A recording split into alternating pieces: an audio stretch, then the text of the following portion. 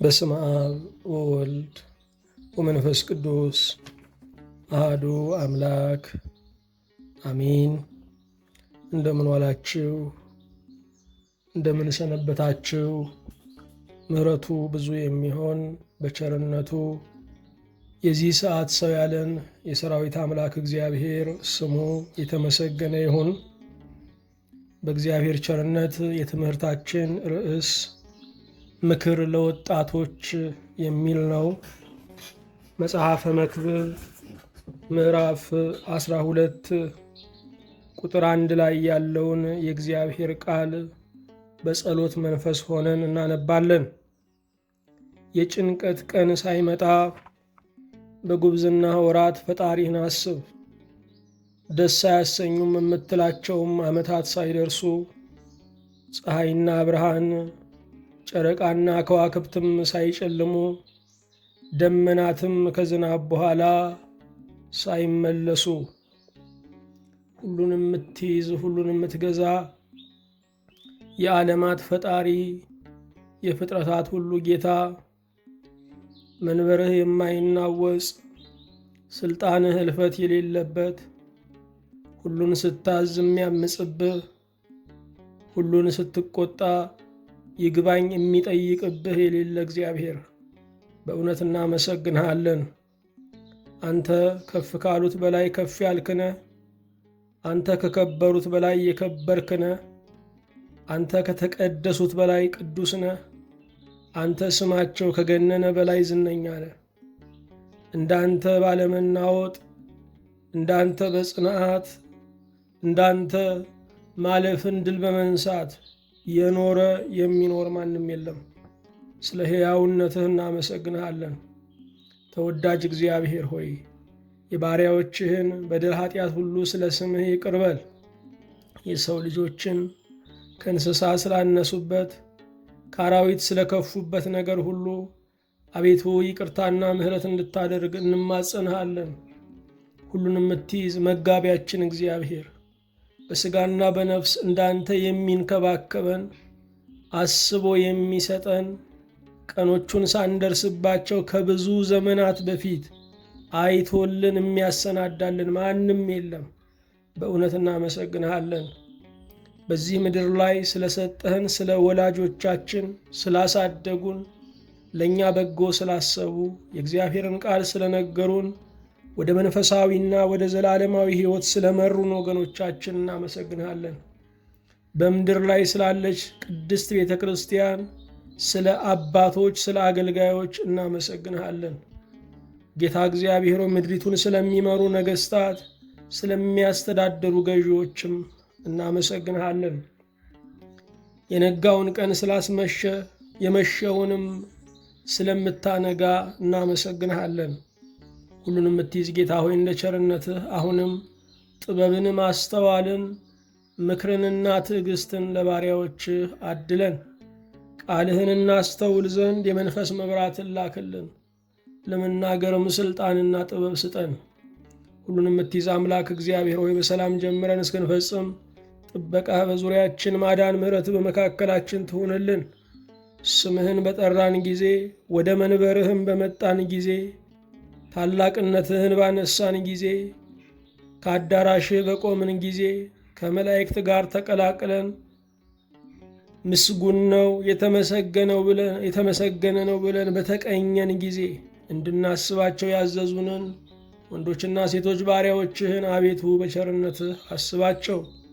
ለታመሙት ፈውስን፣ ላዘኑት መጽናናትን፣ ለተራቡት እንጀራን፣ ሰላም ላጡት ሰላምን፣ በመንገድ ለሚሄዱት ሰላማዊ ወደብን፣ በብዙ ችግር ውስጥ ለሚያልፉ ማረፍን እንድትሰጥ አቤቱ እንጠይቃለን። መሪር በሆነ በሰው አገዛዝ የተያዙትን ሁሉ በቸርነትህ ነፃ እንድታወጣልን እንማጸንሃለን። ስለ ሰማህን ከእኛም ጋር ስላለህ ምስጋና ለታላቅነትህ፣ ውዳሴ ለአባትነትህ፣ ክብር ለጌትነትህ ይሁንልህ። በአንዱ ልጅ በኢየሱስ ክርስቶስ በእርሱ ያለ ክብር ጽላንተው ይገባሃል። ከእርሱ ጋራ ከመንፈስ ቅዱስም ጋራ ትክክል የሚሆን ዛሬም ዘወትርም ለዘላለሙ አሜን። የእግዚአብሔር የአምላካችን ስሙ የተመሰገነ ይሁን። በእግዚአብሔር ቸርነት የትምህርታችን ርዕስ ምክር ለወጣቶች የሚል ነው። ሀገራችን ኢትዮጵያን ስንመለከት 70% የሚሆን ወጣት ያለባት ሀገር ናት። ስለዚህ ስለ ወጣቶች ቤተ ክርስቲያን ማቀድ ያስፈልጋታል። ስለ ወጣቶች ቤተ ክርስቲያን ብዙ ተግባራትን ቀድማ ማከናወን ይገባታል። የነገ አባቶች እነኚህ ወጣቶች ናቸው። የነገ መነኮሳት እነዚህ ወጣቶች ናቸው። የነገ ሀገር መሪዎች፣ የነገ ቅዱሳን ፓትርያርኮች እነዚህ ወጣቶች ናቸው። በወጣቶች ላይ ሀብቷንና ንብረቷን የምታፈስ ቤተ ክርስቲያን ለነገ ዋስትና አላት።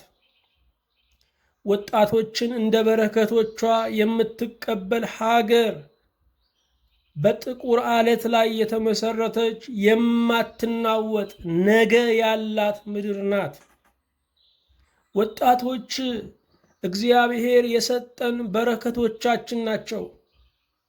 ወጣቶች ከመራናቸው፣ ቀናውን መንገድ ካሳየናቸው፣ በትዕግስት ካማከርናቸው ከደከምነው በላይ የሚክሱን፣ ከለፋነው በላይ የሚያጠግቡን ናቸው። ወጣቶች በብዙ ፈተና ውስጥ በብዙ የህይወት ትግል ውስጥ ያልፋሉ። የህይወት ትግል ሕፃንና ሽማግሌ፣ ወጣትና ጎልማሳን አይመርጥም። ሕፃኑ ባለማወቅ መከራውን ብቻ ይቀበላል። ለመከራው ምንም ትርጉም አይሰጥም። እንዴት እንደሚወጣም መንገዱ አይታየው። ወጣቶች ደግሞ በተለያየ ፈተናና መከራ ውስጥ ያልፋሉ። ፍጹም የመውጣት ፍላጎት አላቸው፣ አቅም ግን የላቸው።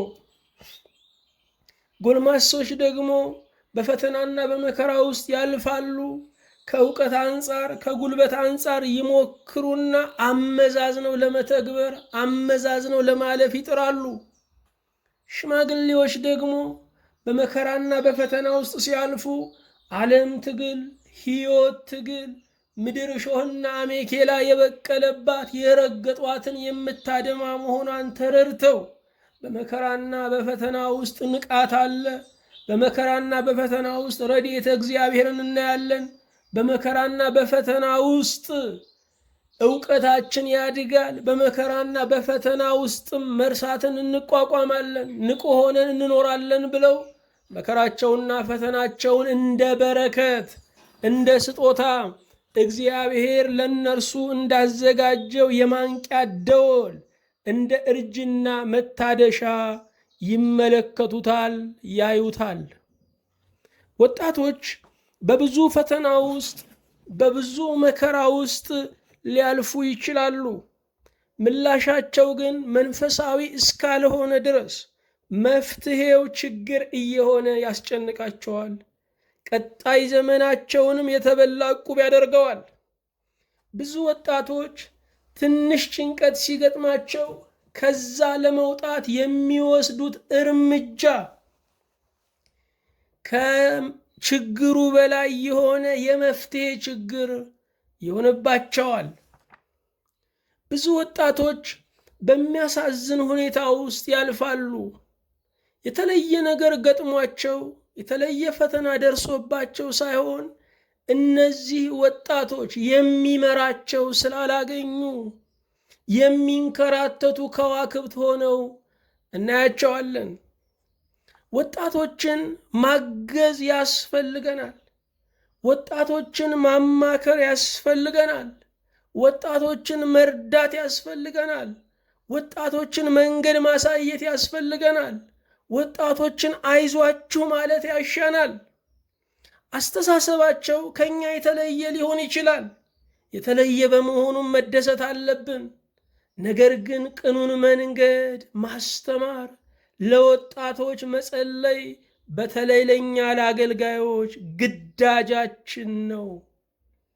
ወጣቶችን መንገድ የማንመራ ከሆነ በጭንቀታቸውም የማናረጋጋቸው ከሆነ የተተራመሰች ሀገርን እንፈጥራለን። ወጣቶች ምክር አያስፈልገንም ብለው ሊያስቡ ይችላሉ። ነገር ግን ቆም አድርገን ልንመክራቸው፣ ቆም አድርገን የሕይወት ስንቅ ልንሰጣቸው ይገባል። መንገዱ በራሱ አስተማሪ ነው። ሲጋጩ ይመለሳሉ፣ ሲወድቁ በጉልበት እንደማይኖር ይገነዘባሉ። ነገር ግን እኛ በነፃ ልናስተምራቸው ይገባል። እኛ በነፃ ካላስተማርናቸው ከስብራታቸው ይማራሉ፣ ከበሽታቸው ይማራሉ፣ ከውጣ ውረዳቸው ይማራሉ፣ ከውድቀታቸው ይማራሉ። ይሄ ደግሞ ለሀገር ኪሳራ ነው፣ ለቤተሰብ ጣር ነው፣ ለቤተ ክርስቲያንም ተጨማሪ አገልግሎት ነው። ስለዚህ ወጣቶችን መንገድ መምራት ያስፈልጋል። እያንዳንዱ ምክራችን ለወጣቶች እንደ እሬት ሊመራቸው ይችላል።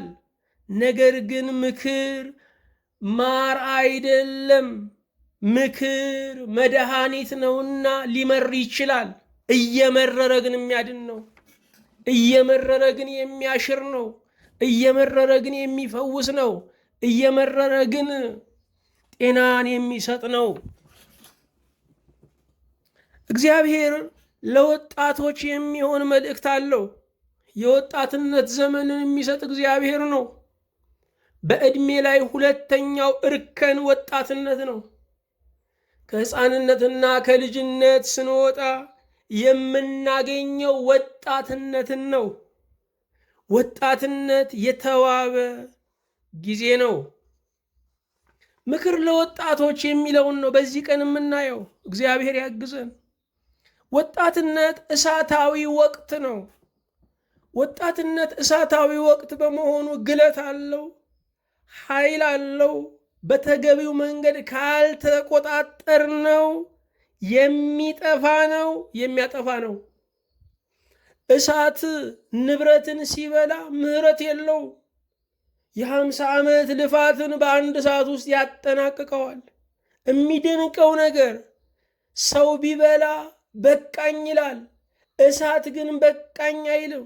ትልቁን እያሳነሰ ግዙፉን እየዋጠ እንደገና ለመጨመር ነው የሚፈልገው። የእሳት ሆድ አይሞላም። ስለዚህ እሳት አጥፊ ሲሆን ኃያል ነው። እሳት መጠቀሚያ ሲሆን ማብሰያ ነው።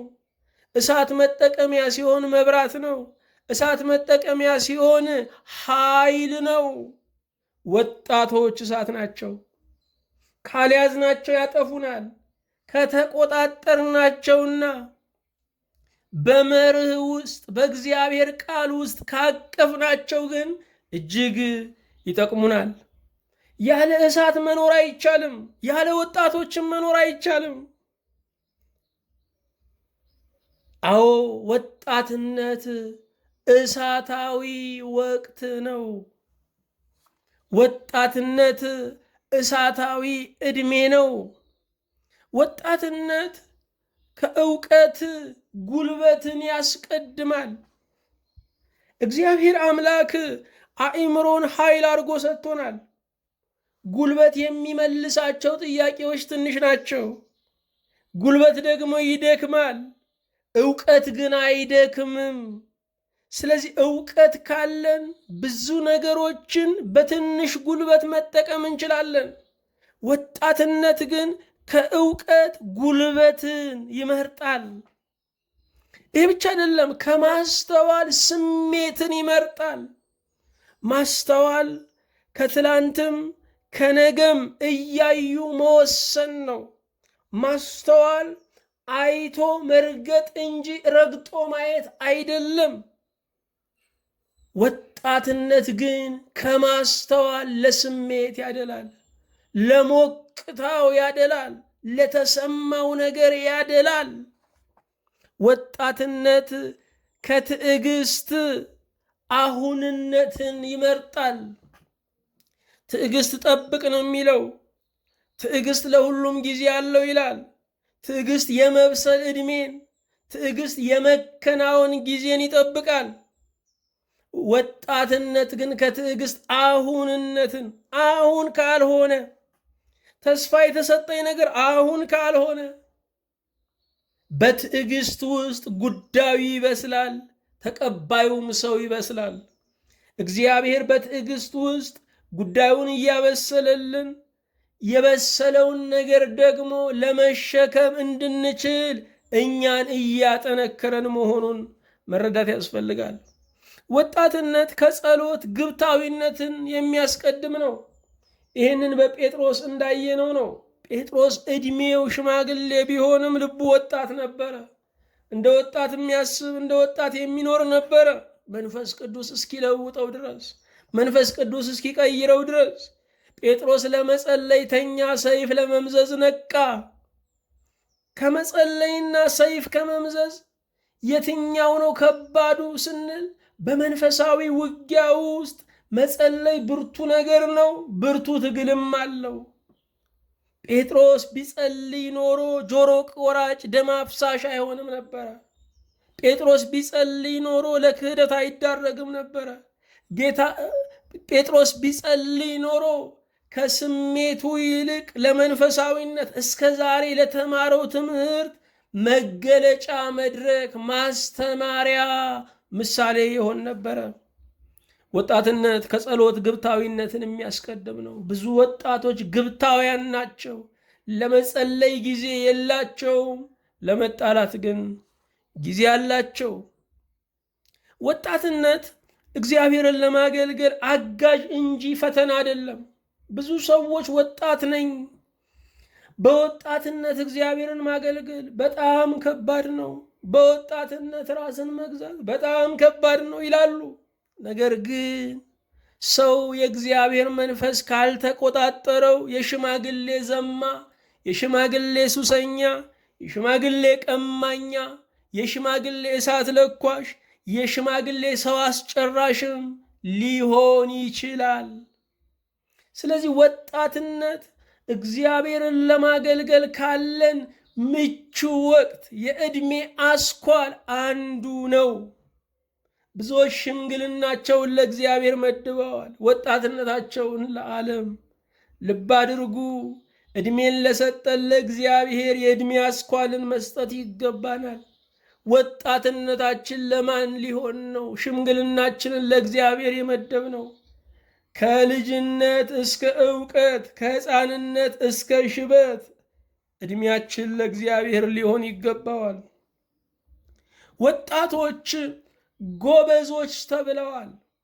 ወጣቶች ቢሰሩ የሚያምርባቸው፣ ቢማሩ የሚያምርባቸው፣ ቢያቅዱ የሚያምርባቸው፣ ቢሮጡ የሚያምርባቸው፣ እግዚአብሔርን ቢያገለግሉ የሚያምርባቸው፣ ቢወስኑ የሚያምርባቸው፣ ቢዘምቱ የሚያምርባቸው፣ ቢበሉ የሚያምርባቸው።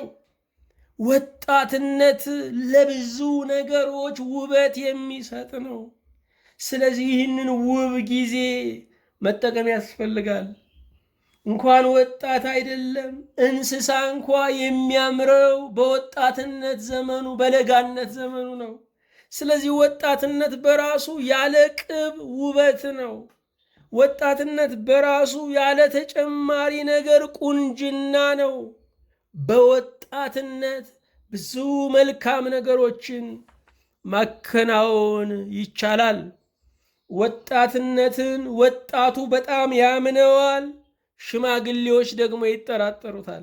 ስለዚህ ሽማግሌዎች የሚጠራጠሩትን፣ ወጣቱ ደግሞ እጅግ የሚያምነውን ወጣትነትን ማነጽ ይገባናል። እምነቱን በጣም በወጣትነቱ ላይ ሲያደርግ ወጣቱን መምከር፣ ወጣቱን ሲጠራጠር ሽማግሌውን መምከር።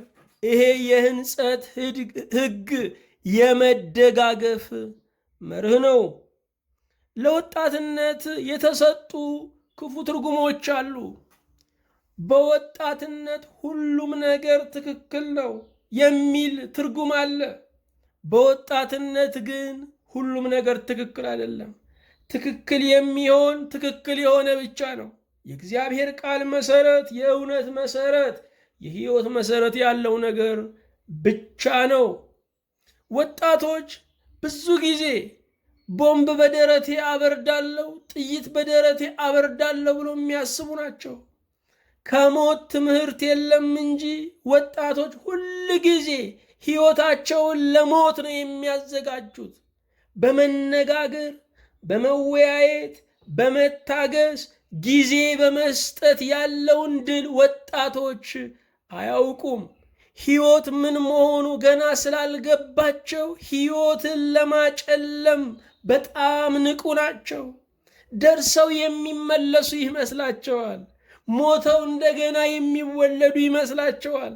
ስለዚህ ወጣቶች ለብዙ ነገር ሴት ሲያፈቅሩም ወንድ ሲያፈቅሩም ሲከዱም የመደቡት ነገር ሕይወታቸውን ነው።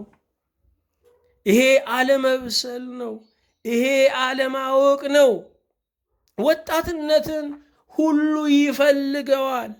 ወጣትነትን እግዚአብሔር አምላክ ይፈልገዋል። ሊከብርበት፣ ሊገለጥበት፣ በጎ ነገር ሊሰራበት፣ ሊያከናውንበት እግዚአብሔር ወጣትነትን ይፈልገዋል።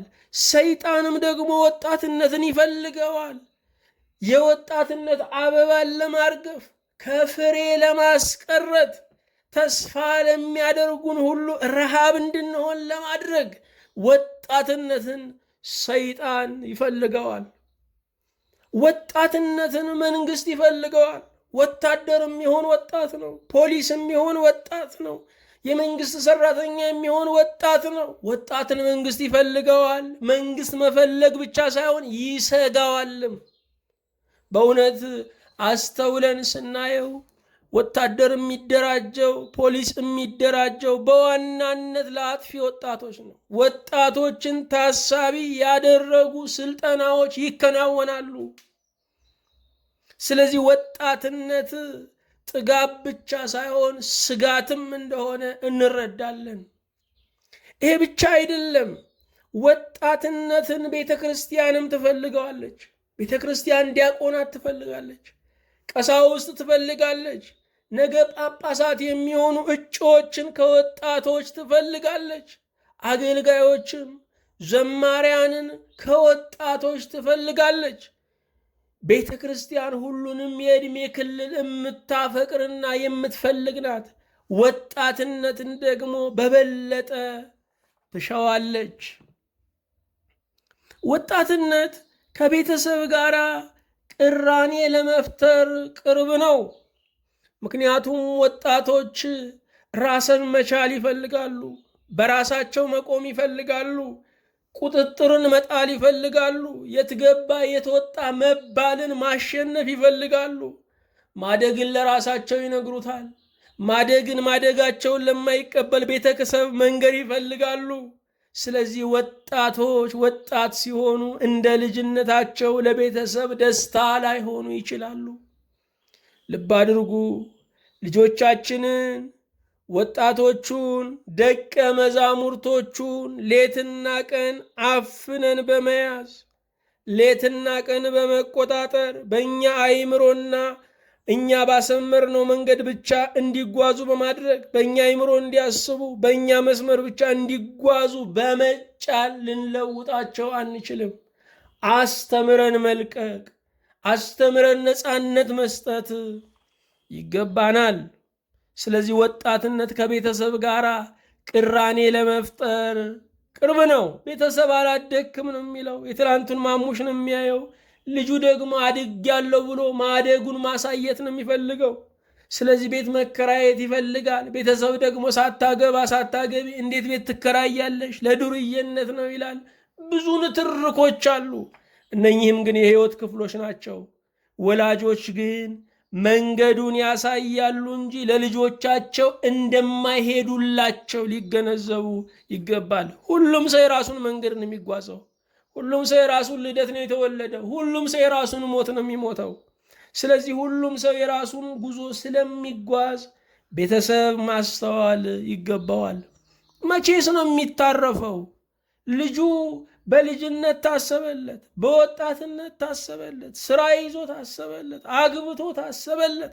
እንደገና ለልጅ ልጁ ሐሳብ ይጀምራል። በእውነት ተገቢ አይደለም። እግዚአብሔር ያላሸከመን ሸክም ነው። ይልቁንም እኛ ኢትዮጵያውያን ወላጆች ራሳቸውን ላለማረፍ አሳልፈው ሰጥተውታል። ባለማረፍ የሚዝናኑ ቢኖሩ የኢትዮጵያ ወላጆች ናቸው። ልጆቹን ልቀቋቸው፣ በሁለት እግራቸው ይቁሙ፣ እናንተ ደግሞ የራሳችሁን ኑሮ ኑሩ። ይሄ በእውነት ወላጆችን በእምነት ማነጽ፣ ለእግዚአብሔር ሰጥቶ ማረፍን ማለማመድ ቤተ ክርስቲያን ትልቅ ድርሻዋ ሊሆን ይገባል። ምክንያቱም ብዙ ወላጆች ጤነኛ አይደሉም። ስለ ልጃቸው የሚሰማቸው ስሜት ሁሉ ክፉ ነው። በአካል ርቆ በሐሳብ ይጠብቁታል። ስለዚህ እንደ ልጅነት ዘመኑ በዓይናቸው እያዩ በጆሮአቸው እየሰሙ ቢጠብቁት ይሻሉ። ማደጉ ያስጠላቸዋል። ማደጉ ሐሳብና ጭንቀት ሆነብኝ፣ ምነው ባላደግ ያሰኛቸዋል። ይሄ ተገቢ አይደለም። ይሄ እግዚአብሔር ሐሳብ አይደለም። ማስተዋል ይገባል። ወጣትነት የራእይ ዘመን ነው። ወጣቶችም ጎበዞችም ራእይ ያሉ ተብሏል። ስለዚህ ወጣቶች ራእይን የሚያዳብሩበት ዕድሜ በመሆኑ ልናበረታታቸው ይገባል። ያላቸውን መልካም ነገር ልንነግራቸው፣ የጎደላቸውን ነገር ደግሞ ጎሎሃል ከማለት አብረን ልንሞላላቸው ይገባል። ወጣትነት የራእይ ዘመን ነው። ወጣቶች ራእይን መማር አለባቸው። ብዙ ወጣቶች ራእይ ምንድን ነው ስንላቸው መስራት፣ ማግኘት፣ ማግባት፣ መውለድ ይላሉ። ይሄ ራእይ አይደለም፣ ይሄ ስኬት ነው። ወጣቶች ራእይንና ስኬትን መለየት አለባቸው። ለዚህ ራእይ ያለው ትውልድ የሚለውን መጽሐፋችንን እንድታነቡት አበረታታችኋለሁ፣ እጋብዛችኋለሁ። በመጽሐፈ መክብብ በምዕራፍ 12 ቁጥር 1 ላይ የጭንቀት ቀን ሳይመጣ በጉብዝና ወራት ፈጣሪህን አስብ፣ ደስ አያሰኙም የምትላቸው ዓመታት ሳይደርሱ ፀሐይና ጨረቃ ከዋክብትም ሳይጨልሙ ይላል። የጭንቀት ቀን ሳይመጣ በጉብዝና ወራት፣ በወጣትነት ዘመንህ እግዚአብሔርን አስብ። በወጣትነት ዘመንህ እግዚአብሔርን አስብ። ምክንያቱም የወጣትነት ዘመን ሁሉም ነገር ቅርብ ነው የሚመስለው። አይምሮ ንቁ ነው፣ አይን ንቁ ነው፣ ጆሮ ንቁ ነው፣ እጅና እግር ንቁ ነው። እንደዚህ እንደሆነ ግን አይቀርም። የምንጓዘው ወደ መድከም እንጂ ወደ መበርታት አይደለም። ስለዚህ ደስ የማያሰኙ ወራቶች ይመጣሉ። አይን ያለ ጉቦ ያለ መነጽር የማያይበት ጊዜ ይመጣል። ጆሮ ለመስማት እንደገና ተጨማሪ ነገር ይፈልጋል። አይምሮ አሁን የያዘውን አሁን መርሳት መልቀቅ ይጀምራል። እጅ መንቀጥቀጥ፣ እግር መርገብገብ ይጀምራል። ስለዚህ ደስ የማያሰኙ ወራቶች ይመጣሉ። ሰው አይኑ ሲከዳው ያዝናል፣ ጆሮ ሲከዳው ያዝናል፣ ልቡ ሲከዳው ያዝናል፣ እጅ እግሩ ሲከዳው ያዝናል። ደስ የማያሰኙ ወራቶች ይመጣሉ። እነኛ ወራቶች ሳይመጡ፣ የጭንቀት ቀን ሳይመጣ ፈጣሪን ማሰብ ይገባል። ፀሐይና ጨረቃ ከዋክብት ሳይጨልሙ ይላል። ፀሐይ የተባለ አባት ነው። ጨረቃ የተባለች እናት ነች። ከዋክብት የተባሉ ደግሞ ወንድምና እህቶች ናቸው። በወጣትነት ዘመን ላይ እነኚህ ሁሉ አሉ። እናት ትኖራለች፣ አባት ይኖራል፣ ብዙ ጊዜ ማለቴ ነው። ወንድምና እህቶች ይኖራሉ። እነኚህ ሳይጨልሙ፣ በሞት ሳያልፉ፣ ሳይርቁ፣ የራሳቸው ኑሮ ውስጥ ሳይገቡ፣ ዓለም በቃኝ ሳይሉ በወጣትነት ዘመን መጠቀም ይገባል። እግዚአብሔርን ማሰብ ይገባል። እግዚአብሔርን ስናስብ ዋጋዎቻችንን፣ በዙሪያችን ያሉትን በረከቶች ማየት እንጀምራለን። ወጣትነት እንዴት መመከር ይገባዋል? ምክር ለወጣቶች ስንል ምን ይመከሩ? የተወሰኑ ነጥቦችን እንደ እግዚአብሔር ፈቃድ እናያለን። 20 የሚጠጉ ነጥቦችን ለማየት እንሞክራለን። የመጀመሪያው ምክር ለወጣቶች ከገንዘብ ይልቅ ዕውቀትን አስቡ። ከገንዘብ ይልቅ ዕውቀትን አስቡ። ገንዘብ ማረፊያው መቀመጫው የት ነው? ቦርሳ ነው? ኪስ ነው? ባንክ ቤት ነው? ገንዘብ ከአካላችን በላይ የሚቀመጥ ከአካላችን ውጭ የሚቀመጥ ሀብት ነው። ዕውቀት ግን በጭንቅላታችን የሚቀመጥ ሀብት ነው። ስለዚህ ወጣቶች ከገንዘብ ይልቅ ለዕውቀት ዋጋ መስጠት ይገባቸዋል። የመማር ዓላማው ወይም የመኖር ዓላማው ገንዘብ ለመሰብሰብ አይደለም። የመኖር ዓላማው ለማወቅ፣ ለመገንዘብ፣ ተጠያቂ ሰው ለመሆንም ነው። ስለዚህ ወጣቶች ከገንዘብ ይልቅ ዕውቀትን ሊያስቡ ይገባል። በዚህ ዘመን ወጣቶች ባለጠጋ ስለመሆን ብቻ ነው የሚያስቡት። አዋቂ ስለመሆን፣ ትውልድን ስለማገልገል፣ ሀገርን ስለመጥቀም አያስቡም። ገንዘባቸው ሁሉን ነገር የሚያቀርብላቸው ይመስላቸዋል። በገንዘባቸው ምሁር የሚገዙ፣ በገንዘባቸው ሐኪም የሚገዙ፣ በገንዘባቸው ፍትህ የሚገዙ ይመስላቸዋል። ነገር ግን ይህ አስተሳሰብ ተገቢ አይደለም። ክብር ያለው ሕይወት መኖር ይገባናል። ክብር ያለው ሕይወት ደግሞ ከገንዘብ ባሻገር የተቀመጠ ነው። ገንዘብ የሚያስገኝልን ጥቅማ ጥቅሞች እውነተኛ አመጣጥ ያላቸው አይደሉም። በገንዘባችን ሰራተኛ ልንቀጥር እንችላለን፣ እውነተኛ ወዳጃችን ነው ማለት ግን አይደለም። ስለዚህ ስንለቅ ብቻ ይሰጡናል፣ ስናቆም ይቆማል። ዕውቀት ግን እርካታ ይሰጣል። አእምሯችን ለዕውቀት ስለተፈጠረ ያለ ዕውቀት ከሆነ እየዛገ ይመጣል። መኪና ለመሄድ ስለተሰራ ካልሄደ እንደሚበላሽ፣ አእምሮ ለማወቅ ስለተሰራ ዕውቀትን ካልጨመርንበት ወደ መርሳት በሽታም እየሄድን እንመጣለን። ሁለተኛ ምክር ለወጣቶች፣ ሁለንተናዊ ዝግጅት አድርጉ። ሁለንተናዊ ዝግጅት አካላዊ ነው። ስለዚህ በቂ የሆነ አካላዊ ጥንካሬ ያስፈልጋል። ለዚህ ደግሞ እንቅስቃሴ ማድረግ፣ ስፖርት መስራት፣ እርምጃዎችን መራመድ ይገባል። ዘመኑን ስንመለከተው አእምሮ ብዙ ጫና ያለበት፣ በአእምሮ ብቻ ስራዎች የሚሰሩበት፣ ጣታችንን ብቻ ያው ሙሉ ጣት አይደለም፣ የጣታችንን የጥፍር ቦታውን ብቻ በመጠቀም ሰዎች ስራ ላይ ተጠምደው ይውላሉ። ስለዚህም ስራ ከአካላዊነት እየወጣ ስለሆነ በቂ የሆኑ የአካል እንቅስቃሴዎች ያስፈልጋሉ። አጥንታችን እንቅስቃሴ ከሌለው እየሟሟ እየሳሳ ነው የሚመጣው። ሰውነታችን እንቅስቃሴ ከሌለው ለተለያየ በሽታ እየተዳረገ ነው የሚመጣው። ስለዚህ ወጣቶች ረጅም ዘመን በደስታ ለመኖር ሲያስቡ አካላዊ ጥንካሬን መጠበቅ ይገባቸዋል። ይሄ ብቻ አይደለም፣ የዕውቀት ዝግጅት ያስፈልጋቸዋል። ይሄ ብቻ አይደለም፣ የኢኮኖሚ ዝግጅት ያስፈልጋቸዋል። መንፈሳዊ የሆነ ዝግጅትም ያስፈልጋቸዋል። ሁለንተናዊ እድገት ያስፈልጋል። ወጣቶች ከምንም በላይ ጥበብ ያስፈልጋቸዋል።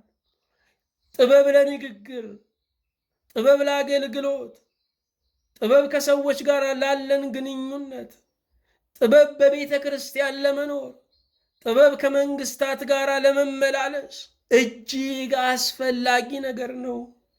ጥበብ ማለት የህይወት ቁልፍ ነው። ቁልፉ ከተገኘ በቀላሉ ከፍቶ መግባት ይቻላል። ቁልፉ ከጠፋ ግን በር መደብደብ፣ መስበር ይመጣል። አዎ ሁለንተናዊ ዝግጅት አድርጉ ወጣቶች። ሶስተኛ ከሚበልጧችሁ ጋር ዋሉ። እናንተን ከሚመስሉ ሰዎች ጋር ወይም ወጣቶች ጋር መዋል መልካም ነው። ነገር ግን የተለየ ዕውቀት አታገኙ። እናንተን የሚመስሉ ከእናንተ ጋር የሚውሉ የምታውቁትን ነው የሚያውቁት። የተለየ የህይወት አቅጣጫ የሚያሳዩአችሁን፣ በስህተታችሁ አቧቦ የማይሏችሁን የሚበልጧችሁን ምረጡ። ከሚያመሰግኗችሁ ለአሁን ዕድሜያችሁ የሚገስጿችሁ ይሻሏችኋል። በሌላው ዓለም ላይ አንዳንድ ተቋማት ተቹን ብለው የተለያዩ ድርጅቶችን ወደ መስሪያ ቤታቸው ያስገባሉ። የሂሳብ አያያዛቸውን፣ የአስተዳደራቸውን፣ የንብረት አጠቃቀማቸውን፣ የንብረት አወጋገዳቸውን በሙሉ አጥንተው ትችት ብቻ ሰጥተው የሚሄዱ ብዙ የሚከፈላቸው የትችት ድርጅቶች አሉ። በነፃ የሚገስጹ ራሳችንን የሚያሳዩ ግን አይገኙም። ስለዚህ ልንጠቀምባቸው ይገባል። አራተኛ፣ ሕይወትን አሁን እንፈጽማለን ብላችሁ አታስቡ። አሁን ዝግ ስለ መዝጋት ነው ብዙ ወጣቶች የሚያስቡት። እሺ አሁን ተዘጋ፣ ነገ ምን ሊኖር ነው? የሕይወት መንገድ ረዥም ነው። ሁሉን በአንዴ ለማየት አትፈልጉ። ዛሬ እድል ካገኛችሁ ዓለምን በሙሉ ለመዞር የምትችሉ ከሆነ እሺ አትበሉ። በዚህ ዓመት አንድ አገር እዩ፣ በሚቀጥለው ዓመት ሌላ አገር እዩ። በ40 ዓመታችሁ፣ በ60 ዓመታችሁ፣ በ80 ዓመታችሁ እያላችሁ ዓለምን መዞር ይገባችኋል። ሁሉን ካያችሁ የምትኖሩበት ምክንያት ያልቃል። ስለዚህ ሕይወትን አሁን እፈጽማለሁ አትበሉ። ሕይወት የ100 ሜትር ሩጫ አይደለችም፣ ከ1000 ኪሎ ሜትር በላይ ነች። ስለዚህ እያረፍን መጓዝ ይገባል። ሁሉን ነገር ዛሬ አትጨርሱት። ለነገ እንዲሆን አድርጋችሁም ጉድለትን አስቀምጡ። አምስተኛ፣ ዓላማና ዕቅዳችሁን አስቀምጡ። ዓላማችሁ ምንድን ነው? ከፍ አድርጋችሁ የምታዩትና የምታሳዩት ነገር ምንድን ነው? የሕይወታችሁ ትልቅ ነገርና ደርስበታለሁ የምትሉት ከፍታ ምንድን ነው? ዓላማችሁን እወቁ። ዓላማችሁን ካወቃችሁ በኋላ ዕቅዳችሁን አውጡ። በዚህ ጊዜ እዚህ ጋር ደርሳለሁ በሉ። አቅዳችሁ ካሳካችሁ እግዚአብሔር ረድቷችኋል። አቅዳችሁ ካላሳካችሁ ሰው መሆናችሁ ታውቋል።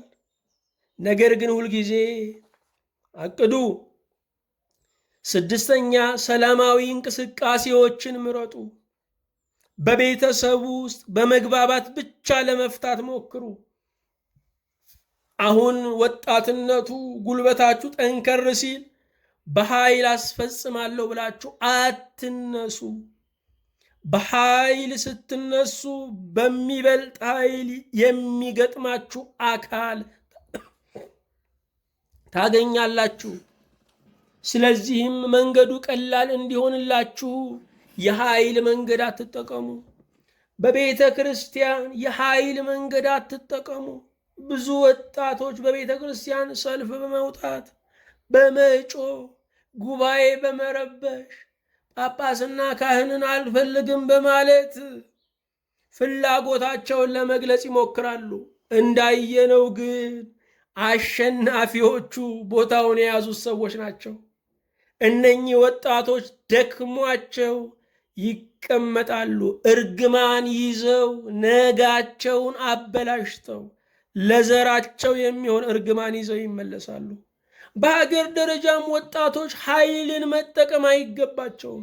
መንግስት እሳት ጎርሶ የሚኖረው መንግስት ሰራዊት የሚያደራጀው ከሱ የበለጠውን ኃይለኛ ለማንበርከክ ነው። ስለዚህ ኃይል ስትጠቀሙ ጠላት ታበዛላችሁ። አዎ ወጣቶች ሰላማዊ እንቅስቃሴዎችን ምረጡ። ሰባተኛ፣ በፈተና አትደናገሩ። ፈተና የመኖር ውጤት ነው፣ የመማር ውጤት ነው። አቅማችሁን የምትመዝኑበት ነው። ትዕግስትን የምታዳብሩበት ነው። ዝግጁ ሆናችሁ የምትኖሩበት ነው። መዘናጋትን የምታስቀሩበት ነው። ፈተና ብሎ የሚያረጋጋ ነገር ላይኖር ይችላል። ያጠናነው ፈተና እንኳን ፈራዋለን። ፈተና ስሙ እንኳ የሚረብሽ ነው። ነገር ግን ወጣቶች ኃይል እግዚአብሔር ስለሆነ ረድኤተ እግዚአብሔርም ከእናንተ ጋር ስለሆነ በፈተና አትደናገሩ። ያደከማችሁ ተራራ አንድ ቀን ለከፍታ ይሆናል። ተራራ ስትወጡት ያደክማል፣ ስትጨርሱት ግን ራሳችሁን ከፍ ያለ ቦታ ላይ ያስቀምጣችኋል። 8ኛ ማጣትንና ማግኘትን ታገሱ። ብዙ ወጣቶች ማጣትን አይታገሱም። ይረበሻሉ፣ ይበሳጫሉ፣ ይናደዳሉ፣ እንቅልፍ ያጣሉ፣ በቤተሰባቸው ላይ ያጉረመርማሉ፣ ሀገራቸውን ይጠላሉ። ነገር ግን ማጣትም የህይወት ክፍል ነው። ስለዚህ ወጣቶች ማጣታችሁን ታገሱት። ሲያገኙ ደግሞ የሚታጣ አይመስላቸው። ሲያጡ የሚገኝ ሲያገኙ የሚታጣ የማይመስላቸው ብዙ ወጣቶች አሉ። ከሁሉ በላይ ወጣቶች ጥጋባችሁን ታገሱት። ጥጋባችሁን ካልታገሳችሁት የሚጥላችሁ ሲኦል እሳት ውስጥ ነው።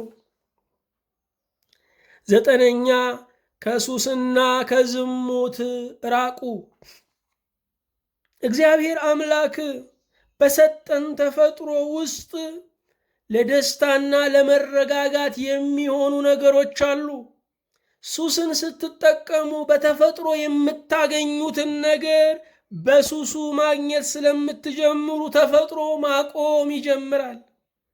ተፈጥሮ ካቆመ በኋላ በነፃ የምታገኙትን በሽተኛ በሚያደርግ፣ ነጭናጫ በሚያደርግ፣ ሐዘንተኛ በሚያደርግ፣ ወራዳ በሚያገኝ ሱስ ለማግኘት ትሞክራላችሁ። የሚመስል ነገር እንጂ እውነተኛ ነገር ስለማታገኙ ሁል ጊዜ በማይፈጸም ሙከራ ውስጥ ትኖራላችሁ። ስለዚህ ወጣቶች ከሱስ መራቅ አለባችሁ።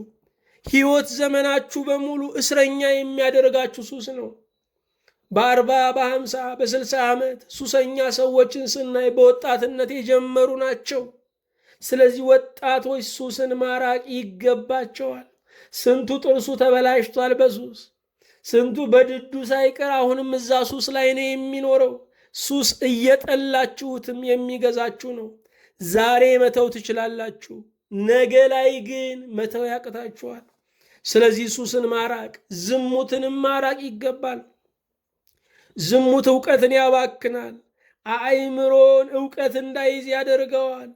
ዝሙት ቅልብልብ ያደርጋል። ዝሙት ሴቶችን እንደ እህት ሳይሆን እንደ ፈቃደ ሥጋ ዕቃ እንድንመለከት ያደርጋል። ዝሙት ያዋርዳል። የከበረውን ሰው ዝቅ ያደርጋል። ብዙ ታላላቅ ሰዎች ብዙ ጊዜ በአደባባይ የሚዋረዱት በዝሙት ነው። በአንድ ቀን ስህተት ስማቸው ሲጠራ ሲለኩ፣ በዛ ሲለኩ ይኖራሉ። ስለዚህ ወጣቶች ዝሙትን ማራቅ ይገባል። በወጣትነት ዘመናቸው ይወልዳሉ፣ ይክዳሉ። እስከ ሕይወት መጨረሻቸው ጤናማ ትዳር ይዘው እንኳ ሲበጠበጡ ይኖራሉ። ልጁ ካሁን መጣ የሚል ስጋት አለ። ወንዶች ሲሞቱ ብዙ ጊዜ እየተለቀሰ አካባቢውን ነው የሚቃኙት። ሚስቶች ብዙ ጊዜ ደግሞ አንድ ልጅ እንዳይመጣብኝ፣ ደግሞም የልጅ እናት ነኝ ብላ አንዷ እንዳትመጣብኝ እያሉ እየተሸበሩ ነው የሚያለቅሱላችሁ። ስለዚህ ዝሙትን ማራቅ ይገባል። ነገን ሰላማዊ የምናደርገው ከሱስና ከዝሙት ስንርቅ ነው። 10ኛ አቋራጭ መንገድ አትጠቀሙ። እግዚአብሔር የፈቀደውን የእውነት መንገድን ቢረዝምም በሱ ላይ ተራመዱ። አቋራጭ መንገዶች ዋጋ ያስከፍላሉ። ብዙ ድሪቶ ሲጠቅሙ ሲሰፉ የሚኖሩ ሰዎች አቋራጭ መንገድን የመረጡ ሰዎች ናቸው። አቋራጭ መንገድ ለዘላለም አይደረስበትም። የሚያደርሰው የእውነቱ የትክክሉ መንገድ ነው። ከመንግስት ጋር ቁማር አትጫወቱ። ከማህበረሰብ ጋር የውሸት መንገድ አትምረጡ። ቀጥ ያለውን ሕጋዊና የሚፈቀደውን መንገድ ብቻ እሱን ተጠቀሙ። ለምን ስንል ውሸት ዋጋ ስለሚያስከፍል። 11ኛ ሕይወት ረጅም ሩጫ መሆኗን እወቁ። የምትጓዙት እስከ እርጅና ብቻ እንዳይመስላችሁ፣ እስክትሞቱ ነው። እስክትሞቱ አዲስ ትምህርት አለ። እስክትሞቱ ድረስ የማታውቁት ነገር አለ። እስክትሞቱ ድረስ ዕውቀት ሕይወት ይቀጥላል። ስለዚህ ሕይወት ረጅም ርቀት መሆኗን ተገንዘቡ እንጂ ሁሉ ዛሬ ይሁን አትበሉ። ሁሉ ዛሬ ልሁንላችሁ ቢላችሁም እምቢ በሉ። ብዙ ብልህ የሆኑ ሽማግሌዎች፣ ብዙ ብልህ የሆኑ አባቶች ምቹ ቦታ ላይ ሲያስቀምጧቸው አሁን የመጦሪያ የማረፊያ ጊዜያችሁ ነው ሲሏቸው እምቢ ብለው ይጠፋሉ። ለምን ሲባሉ በምቾት ልትገሉኝ ነው ወይ ይላሉ። ዕድሜን የሚያረዝመው ነገር ገና መኖር ሲኖር ነው። ገና የምንኖር ከሆነ ዕድሜ ይረዝማል። እንደ ጨረሰ ሰው ተኝተን የምንውል ከሆነ፣ ተቀምጠን የምንል ከሆነ፣ እማንንቀሳቀስ ከሆነ ሞትን መንገድ አጋምሰን እየተቀበልነው ነው። 12ኛ ባለመሳካቶች ተስፋ አትቁረጡ። የዚህ ነገር አለመሳካት የሁሉም ነገር አለመሳካት አይደለም። የዚህ ነገር አለመሆን የሁሉም ነገር አለመሆን አይደለም። ወጣቶች ከዜሮ ድምር መውጣት ያስፈልጋቸዋል። ስለዚህ ያልተሳኩ ነገሮችን ለተጨማሪ ሙከራ እንደ ዕድል እንደ ማነቃቂያ ተጠቀሙባቸው። 13ኛ በመንገዳችሁ ሁሉ እግዚአብሔርን አስቡ። እግዚአብሔርን በሁሉ ነገር ውስጥ ለማየት ሞክሩ። በአበባው ውስጥ፣ በዛፉ ውስጥ፣ በአዕዋፋት ውስጥ፣ በድሆች ውስጥ፣ በባለጠጎች ውስጥ፣ በመንግስታት ውስጥ፣ በዳኞች ውስጥ እግዚአብሔርን ለማየት ሞክሩ። ዳኛውን ስታዩ ለካ የፍርድ ቤት ቀጠሮ ያስፈራል። ዳኛ ምንም ልጅ ቢሆን ለካ ግርማዊ ነው። ከሁሉ በላይ የሚሆን የምጽአት ቀጠሮማ እንዴት ያስፈራ! ከሁሉ በላይ የሚሆን ዳኛው እግዚአብሔርማ እንዴት ያስፈራ! እያላችሁ በምታዩት በምትሰሙት ነገር ሁሉ እግዚአብሔርን አስቡ። 14ኛ የአካል ክፍሎቻችሁ ሳይደክሙ ተጠቀሙ። ዓይን ይደክማል። አይሁዳውያን ዓይናቸው ሳይደክም የእግዚአብሔርን ቃል በጣም ያነባሉ፣ በቃል ይይዛሉ። ምክንያቱም ዓይኔ የደከመ ቀን በቃሌ የያዝኩትን እደግመዋለሁ ብለው ያስባሉ። እኛም አካሎቻችን ሳይደክሙ መጠቀም ይገባናል። ብዙ የመጽሐፍ ቅዱስ ክፍሎችን፣ ብዙ ጸሎቶችን በቃል መያዝ ይገባናል። ወጣቶች በዚህ ነገር ንቁ ሁኑ። 15ኛ የትዳርና የድንግልና ሕይወታችሁን ወስኑ። በትዳር ሕይወት ነው የምትቀጥሉት ወይስ በድንግልናና በምንኩስና ወይም በብቸኝነት ነው የምትቀጥሉት? ይህንን ነገር መወሰን ያስፈልጋችኋል። እንደ ጥሪያችሁ መሰለፍ፣ እንደ ፍላጎታችሁ መሰለፍ፣ ኃይላችሁንም ለመረጣችሁት ነገር ማዋል ይገባል። ውሳኔ ያስፈልጋል። በትዳር የምትኖሩ ከሆነ የሚያስፈልጉ ነገሮች አሉ። ይህንን ከመምህራኖቻችሁ ጠይቁ። በድንግልናዊ ሕይወት መኖር፣ በብቸኝነት መኖር የምትፈልጉ ከሆነ ለዘላንነትና ለምቾት ያለ ጠያቂ እንዝላል ሆኖ ለመኖር ሳይሆን የራሱ ዓላማ አለው፣ የራሱ ግብ አለው፣ የራሱ ተግባር አለው። ይህንንም ከመምህራኖቻችሁ ጠይቁ። 16ኛ ውሸትን አስወግዱ። ውሸት የሰውን ክብር የሚያቀል ነው። ዛሬ የዋሻችሁት ሰው ይቅርታ ልትጠይቁት ትችላላችሁ፣ ነገ ግን አያምናችሁም። ውሸት ማለት እያለን እንደ ሞተ ሰው የምንቆጠርበት ነው። ስለዚህ ወጣቶች ውሸትን ማስወገድ ይገባቸዋል። ታማኝ ካልሆናችሁ ይህች ዓለም ታስቸግራችኋለች። ምክንያቱም ስማችሁ ዓለምን ዞሮ ይመጣል። እዚህ ጋ ነው ያታለልኩት እዛ ጋ ኖራለሁ አትበሉ። ስማችሁ ከእግራችሁ ይፈጥናል። ስም ክንፍ አለው። እናንተ ተቀምጣችሁ ዓለምን ይዞራል። ውሸትን አስወግዱ። 17ኛ ቀጠሮ አክብሩ። የቀጠራችሁ የጋበዛችሁ ሰው አክባሪያችሁ ነው። ያከበራችሁን ሰው አክብሩ። በቀጠሮ ብቻ መዝነው የሚጥሏችሁ ትልልቅ ሰዎች አሉ። ደግሞ የምትጠቀሙት ከሚበልጧችሁ ሰዎች ነው። በእውቀትም ከሚበልጡ፣ በዕድሜ ከሚበልጡ፣ በስልጣንና በገንዘብ ከሚበልጧችሁ ነው የምትጠቀሙት። ስለዚህ ቀጠሮን አክብሩ።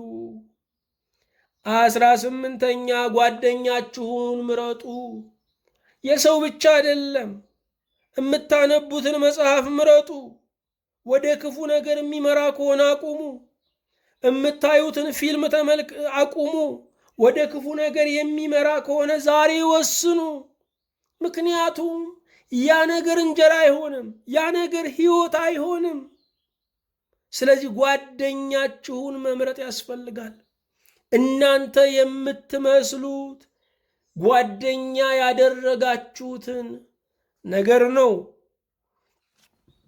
19ኛ ጊዜያችሁን ተጠቀሙ። እግዚአብሔር የሰጣችሁን ዕድሜ፣ እግዚአብሔር የሰጣችሁን ጉብዝና፣ እግዚአብሔር የሰጣችሁን ንቃተ ሕሊና፣ እግዚአብሔር የሰጣችሁን ተናግሮ መደመጥ፣ እግዚአብሔር የሰጣችሁን ታጥቦ መዋብ፣ እግዚአብሔር የሰጣችሁን ሮጦ መድረስ፣ ይሄንን ተጠቀሙበት። ግንኙነታችሁንም ከሰው ጋር ያላችሁን ማህበራዊ ግንኙነትን መልካም አድርጉት። ሰው የምትፈልጉ፣ ሰው የምትጠይቁ፣ ለወዳጆቻችሁ እንክብካቤ የምታደርጉ፣ ለፍቅር ዋጋ የምትሰጡ መሆን አለባችሁ። አለበዚያ ዛሬ ያልዘራችሁትን ነገ ለማጨድ መሞከር ያላስቀመጣችሁበት ባንክ ቤት ፈርማችሁ ገንዘብ እንደመጠየቅ ነው። ይሄ ወንጀልም ነው፣ ያስጠይቃልም።